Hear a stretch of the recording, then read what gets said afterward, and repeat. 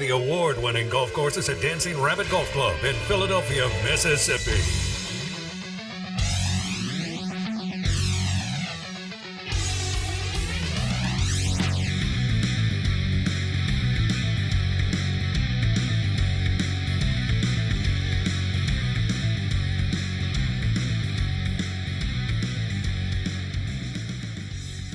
Yeah, so I did throw that out. You do have the MAIS All-Star Game Friday afternoon at Prep. They're practicing at MRA and I don't know where else this week. And that's something to keep on your schedule. We'll have Jake Wimberly coming up here at 8:35. Jake Wimberly, part of the ESPN 105.9 The Zone team. And you can hear him from, this is different. I was going to say 4 to 6, but 3 to 6. As Matt Wyatt grabbed an hour, Matt's now noon to 3, and Jake Wim is 3 to 6 on 105.9 The Zone. We will carry on ESPN 105.9 The Zone all of the state championship games. So 3 on Friday and 3 on Saturday, which I think is really cool.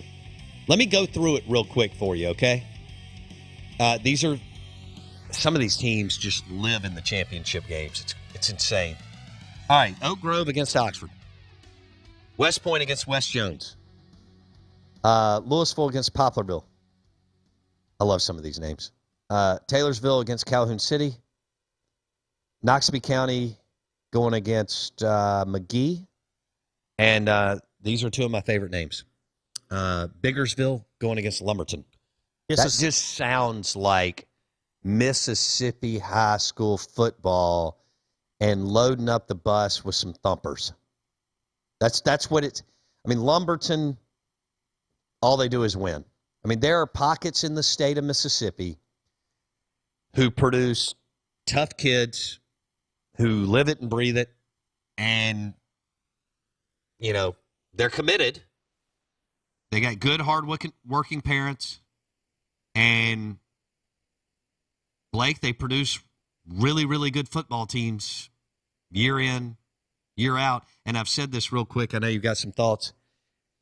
It's a big deal when you get on that bus in rural Mississippi and you get to drive to Jackson and play in Veterans Memorial Stadium. It was a big deal for MREJA kids, okay? Yeah. Please understand that. Prep, whenever that year is. Okay.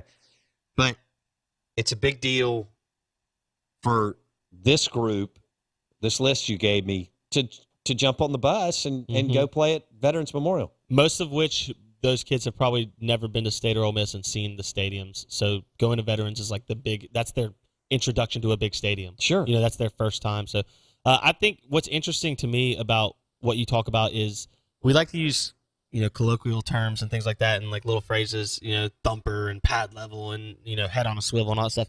But Mississippi high school football, for the most part, a lot of these teams are not necessarily innovative, but what they are is they're lunch pail teams.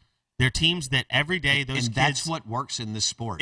And in this state specifically. Right. You know, look at the kids that you see recruited out of Texas and California a lot of times and what they turn into at the collegiate level versus what these Mississippi diamond in the rough. We don't.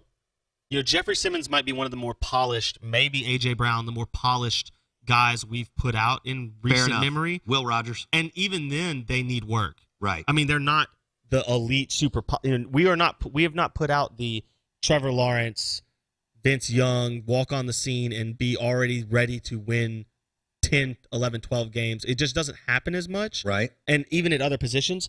So these schools that you're talking about, Taylorsville, Lumberton, Noxubee, McGee, these are lunch pail schools where every day the whole roster, 1 through 35 or 45 or 55, whatever, gets up and says, I'm coming to work because the guy across from me is going to work hard, but he's not going to work harder than me. Right. And that's why the same 15 schools rotate their chances to win state titles. That's right. And none of the metro area, despite being full of dandy dozen kids, ever sees the light of day in the state championships. Because they're not lunch pail programs. They don't put in the work. You do have to be a lunch pail program regardless of where you are. That's a good point. We're going to have Jake Wimberly on here in the next couple of minutes, and we'll segue real quick. We've got recruiting coming up. I'm still blown away that Will Rogers was the 19th ranked prospect in the state of Mississippi last year. Think that kid can play? First of all, he's playing the most difficult position. You think it's been a difficult year for everybody. Then at MSU, 47, 50 scholarship players. You know what he has around him. Other guys are trying to grow up, and has played some really good football, and looks like he's got a bright future ahead of him at MSU. He was not the number. Well, we won't even say one. He wasn't the number 3, 6, or 9th rated prospect last year. He was 19th. Jaden Wally was 17th. And I've said this, Philip Short should have also been in the top 15, maybe even 10 prospects last year. Again, value of position, quarterbacks. And Will Rogers he wasn't in the top 5. He wasn't in the top 10. And he wasn't in the top 15 of last year's class. Want to welcome in Jake Wimberly, ESPN 105.9 The Zone. Jake joins us on the Parish Cane Break guest line. Jake Wim, what's up, buddy? Bo, Blake, what's going on, guys? How are you? I'm doing well. First, let's start with very important stuff. How's the hair today? Is it mousse, gel, or combo?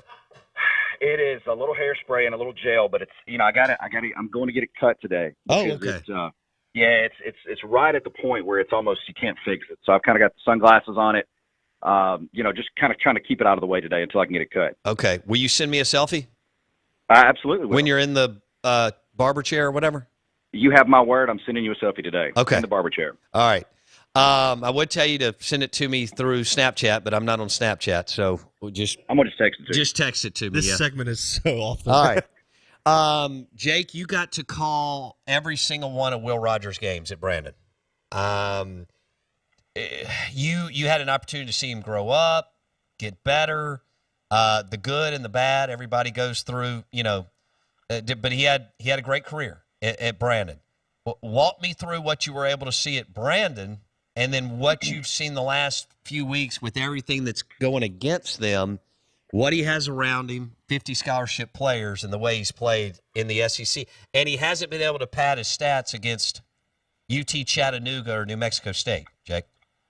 No, I'm old enough to remember calling Gardner Minshew's games and looking over, to my right where typically the coach's booth would be, and Will was an 8th grader at that time, and sitting in the booth with his dad and had the headset on, and he was on the field throwing with the guys before the game. I mean, the guy was a player before he was really a player, if that makes sense. And you always kind of knew, and people said, hey, he's going to be a good one. And then when you saw him throw it, you could definitely tell he was going to be a good one. And look, he had a heck of a high school career. And the thing that kind of pops off the page for me is that he could make every throw. And I know, we use that term a lot, but I mean, when I say every throw, I'm talking about the soft throw, the hard throw, the touch pass. He could go through progressions. And, talking with some of those coaches over there last year, I asked him, I said, a couple of them, I said, how much, his last year, I said, how much leeway do you guys give Will? And they said, are you serious? They said, when you see him out there doing all the stuff with his hands and he's walking back and forth, I mean, he's running the show. I mean, he can run the offense by himself. So extremely savvy. He's been doing this a long time, grew up around it, just kind of a football junkie. And when you watch him at Mississippi State, and especially the last couple of weeks, you see a lot of those same things. Extremely passionate player, a guy that leads by example and loves the game. And the same Will that you're seeing today is the same Will that you saw at Brandon for 3 years. You mentioned his dad, Wyatt Rogers, has been the offensive coordinator, QB coach at Brandon for some time. He was also coached hard, right, by his dad? That's correct. I mean, wouldn't you say that there was a lot of accountability and discipline, and Wyatt stayed on him? In other words, he didn't get a pass. How about that, Jake? Oh, absolutely. And look, Wyatt is a friend too, so I don't think he would mind me telling this story. Playing over at Northwest Rankin a couple years ago, and I don't think that he was necessarily, coaches and players, coaches with sons that are players or daughters that are players, typically can get really hot. And I think it was the first year that Will was a starter. We were over at Northwest Rankin, and Will threw an interception, and Wyatt comes out of the booth, headed down the stairs, and turns around and comes right back up like. He almost caught himself like, I'm not going down here to do this. So, but yeah, extremely, extremely tough on Will, but fair. Absolutely fair. Wyatt's an amazing coach, amazing father, and extremely fair, to Will. You never really saw him, baby Will, probably harder on him than anybody. And let's talk about the last couple of weeks. Jake Wimberly on the Out of Bounds show. You can hear Jake, obviously, 3 to 6 every day on 105.9 The Zone. His pocket presence, and I think he moves better than people thought he could. The pocket broke down on him several times against Georgia and Ole Miss, yet he extended the play and made the play, Jake. Your thoughts? Oh, yeah, no doubt about it. He's got great pocket presence. I don't think that's talked about enough, especially with quarterbacks who sit in the pocket. And, you know, a lot of the stuff that you see out there with Dak Prescott warming up and the memes, you know, moving his hips and doing all that stuff, you know, these guys are taught by, you know, a ton of guys, not just their high school coaches, but just people like, you know, these quarterback gurus that you see out there that have these camps and stuff to move and how to move in the pocket and how to trust your offensive line. And Will does that better, you know, as good or if not better than anybody in the Southeastern Conference. Buying time, just an extra second, an extra half a second, he does that well. I'm telling you, man, that young man's played some good football this year. Very impressed. Hopefully they'll get at least 2 more games. Because you know how it is, Jake. I mean, every rep for him this is a weird year. Almost just a redshirt year, if you will. Can you imagine if he puts on 10 pounds of muscle, what he could look like by next Labor Day? Oh yeah, and would probably expect that to happen. You know, these guys always make that freshman to sophomore jump, and will probably look a much different player than what you see today. Let's switch gears. I can't believe he wasn't a top 5, top 10 prospect, by the way, Jake. Yeah, and I'm the same way. And, you know, you hear a lot of stuff. I can remember after his junior year, you know, there was some criticism there. And, I, you know, when I say criticism, not necessarily in the community, but you just kind of saw it on the internet. You saw it on, you know, football circles of just people who watch football and said, well, you know, he lost Jonathan Mingo. He's not going to, you know, we're going to see the real Will Rogers. And I'm thinking, looking at the roster, I'm thinking, okay, this kid can play, and this kid can play, and I know Will can play. And he had probably a better senior year than he did a junior year. So, you know, sometimes these narratives get started, just like with Minshew that he couldn't play, you know, Division I college football. That narrative started and stuck for whatever reason. And sometimes these narratives start and they stick, and, you know, there's really no place for him anyway. Is Minshew like a big brother to Will Rogers? Yeah, I would say that. Absolutely. Yeah. Let's switch gears. Jake Wimberly on the Parish Cane Break guest line. Mississippi High School Football State Championships this weekend, and we're going to carry them on ESPN 105.9 The Zone because of you. Jake, you and I were talking about this yesterday. How remarkable is it some of these programs almost live in these championship games, Jake? Yeah, you've got a great mixture of teams in this batch. You obviously 12 teams, six classifications, north and south, and you've got a great mix of teams that's been there. I mean, West Point is you know, this is their 14th state championship appearance. Louisville, this is their 10th. Taylorsville, their 13th. Calhoun City, their 12th. And then you go, you know, the other way, and you've got a team like Biggersville, which to me is one of the best stories of the entire year. This is a team that had 28. They've had 28 losing seasons. Now, all of this data is pulled in reference to all the way back to 1981. That's when, you know, the MHSA basically went to a full-scale state playoff format. Regions were formed. You know, you got away from the Little Six and all of the little conferences that you had. But Biggersville's had 28 losing seasons since 1981. This is their first ever state championship appearance. So you go from one end of the spectrum with a team like West Point to the other end of the spectrum with a team like Biggersville. And then you throw in teams like McGee, who hasn't been there since 2000, and then Poplarville, who's trying to win their first state championship. It is a ton of storylines that will be told and that people should enjoy Friday and Saturday. Yeah, when I was growing up, McGee was a monster, and they kind of lost their way, which is what you just described, and now they're back. I want to touch on West Point. Didn't you tell me yesterday from like 94 to 2001 they weren't any good? And then the last 20 years they've been – I mean, I know Chambliss is really good, and they've been on a roll for some time, but they were not a good football program from about 94 to 01. Is that right? Yeah, they have 8 losing seasons since 81, excuse me. And those years were literally back-to-back, 94 through 2001. And what's interesting about that is, you know, a lot of these schools that go on runs, they have these high school factories that they depend on. I mean, Ole Miss and South Panola, Mississippi State, for whatever reason, hasn't ever really materialized out of West Point. But that was during Jackie Sherrill's heyday in Starkville. West Point was nowhere near the West Point that we know today, the same West Point that has, won 11 state titles. They're going for number 12. Nowhere near it. 1994, 2001, losing season every year.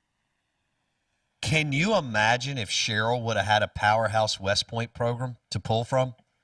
Because he would have tapped into that and made the most of it. Oh, there's no doubt about it. There's no doubt about it. And just he did not have that. And I'm trying to go back and remember, Noxubee County just down the road from there. Noxubee has won 5 state titles, but they just never had, the type of team, say, a West Point had, especially in numbers. I mean, they've had obviously guys like Jeffrey Simmons and others that went on to play major college football, but nothing like what West Point we see today. Mm-hmm. Oak Grove and Oxford. Tell me how many. So I know this is a rematch, but how many years in a row has Oak Grove been in the championship game? This is their third straight year, and this is their 7th overall appearance. They've only got 1 state title. They won it in 2013. That was the year. Heard you guys talking this morning. Brett Favre and Neville Barr. They beat Tupelo in 2013. Okay, but this is their 3rd straight year. They went 3 years ago, played Horn Lake. And what's interesting about that is they got a chance to play both of those games down at the Rock in Hattiesburg, so right in their backyard. Just couldn't really, ever get over the hump in either game. Really, really close games. Last year, I had an opportunity to be on the sideline and work that game against Oxford, and it was an amazing football game. 2 really well-coached teams, great talent, and Oak Grove had a shot there. I mean, they were leading in the 3rd quarter, and then Oxford really pulled away. And I'll say this about Oxford, too, and I think people at Clinton will probably attest to this. I mean, that is a gritty team. That is a well-coached team. Talked to Ray Coleman last week, who calls Clinton. He's the play-by-play voice, obviously, for Clinton. And he said the thing that stuck out to him about Oxford is they seem to know every time when Clinton was going to run a big play on 3rd down, what they were running. Just extremely well-coached. And that 6A game on Friday night is going to be remarkable. I enjoyed that Clinton-Oxford game, Jake, last Friday night. I watched that at my house. There was a lot of back and forth there, but you're right. Oxford made the plays in the second half. So Oxford's going for back-to-back, and Oak Grove has lived in this game the last few years. I mean, and Neville Barr retired a few years ago. Who's the coach at Oak Grove? At Oak Grove, and you just put me on the spot there. Well, you said it anyway. That's okay. We'll get back to that here in a minute. So where did I want to go from here? Drew Causey. Sorry, yes. Drew Causey. Calhoun City, you gave me a stat of how many championship games they've been in. Calhoun City has lived in this game. They have 12 state championship appearances, but only 2 championships. Now, you got to remember this, too. A lot of that was coming through. They played, it seemed like forever, they played Bassfield when Bassfield had all of those players down there, and they were just running title after title. Calhoun City would get to the championship every year, and they just could never get over the hump on Bassfield. But 12 state title, this is their 12th state title appearance. And the thing is, now they run into a buzzsaw again on Saturday. Not saying they can't win the game, but you're talking about a team in Taylorsville who, beat Jackson Prep this year, but lost to Jackson Prep last year. But this team can throw it, and they've got a ton of athletes. And again, it's going to be an uphill battle for Calhoun City, but 12 total championship appearances for Calhoun City. Unbelievable. Lumberton lives in this thing, man. Yeah, Lumberton has been there quite a few times. 7 appearances and 4 titles. So, I mean, odds on in, when they get there, they're going to pull the trigger and win it. And, here's another stat for you, too. When you look at Louisville, this is their 10th overall appearance. They're undefeated. They're 9-0 in state championship appearances. So if they win, Saturday, they will have won their 10th championship, 0 losses at this game. Do you know how hard that is? 9-0 in championship games. God. I mean, that's amazing. I mean, considering if a team like West Point, who's got 11 total, state titles, but they've got 3 losses in this game. So, yeah, you're talking about overall winning percentages, like teams that you can just say they get here, they're going to punch a ticket. I mean, Louisville would be the team that you would have to circle. Wow. Jake Wimberly on the Out of Bounds show. We'll carry all 6 championship games on ESPN 105.9 The Zone. Before I go to Blake, real quick, Jake, you called all of Brandon's games this year. Who was the best player so you got to see a bunch of different teams. Who was the best player that you watched play this year on Friday nights? Probably the young man, and his name escapes me. He's committed to Mississippi State, played quarterback for George County. He's a guy that's committed to State. He's listed as an athlete, and again, I don't have that up, but he's MJ Daniels.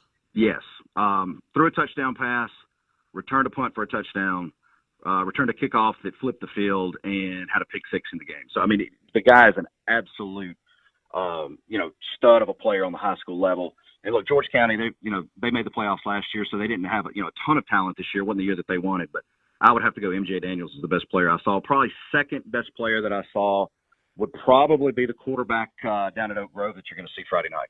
Okay. All right. Something to keep an eye on as we get Oak Grove and Oxford in the 6A state championship game. Blake, you have a question for Jake Wimberly. Yeah, Jake, real quick. I know we don't have a ton of time, but you just spent a bunch of time talking about all these great schools and programs and these winning cultures and all that stuff. And I didn't hear you talk about a school that was within like 50 miles of me. So how is it that the Dandy dozen is always Jackson metro areas, and yet none of these schools ever win state championships? I'll hang up and listen. Well, I mean, again, the Dandy is there's a lot of players from the metro that made the Dandy, and there's a lot of players that haven't. I've always said this. It is extremely tough.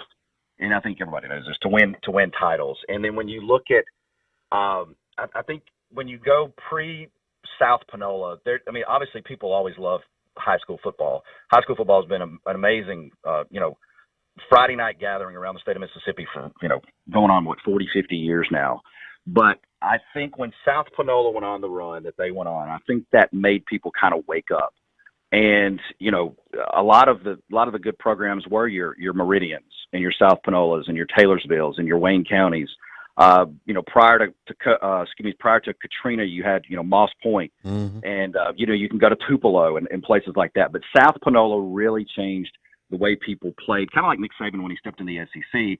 Everybody started playing a little different too, or Urban Meyer. So then you started to see teams like Brandon and Pearl, Madison Central, and Madison Central, they have been somewhat of a North stalwart forever. And here's a lot of times people don't say this or talk about this, but had it not been for South Panola's run, Madison Central very well could have had the same run. It's just every time Madison Central got to North State, South Panola was sitting there waiting on them. So, you got to give a lot of credit, I think, to what Lance Pogue and those coaches did up at South Panola. And I think they really kind of made other people change the way that they coach, if that makes sense. Now, that doesn't answer why, you don't have the success here in the Metro. But I think what you've seen now is we've got some really good teams, really good coaches, and some really good programs right here in the Metro. Jake Wimberly on the Out of Bounds show. Jake, appreciate it, buddy. We'll talk soon. I'm sending you the selfie today. See ya. All right, see ya. Jake said he's having a pretty good hair day, but he's getting it cut. So I get a selfie at some point today. Jake Wim, 3 to 6, 105.9 The Zone. As Jake led the way, ESPN has 105.9 The Zone. We'll have all 6 state championship games. We've got David Johnson coming up at 9:30. Rebels 247 Insider, Ole Miss Insider, and he'll join us on the Parish Cane Break guest line. We're live in the Bank Plus studio. The Out of Bounds show is brought to you by Chris Corley, Angel Oak Home Loans. If you're refinancing your home, Chris Corley, Angel Oak Home Loans.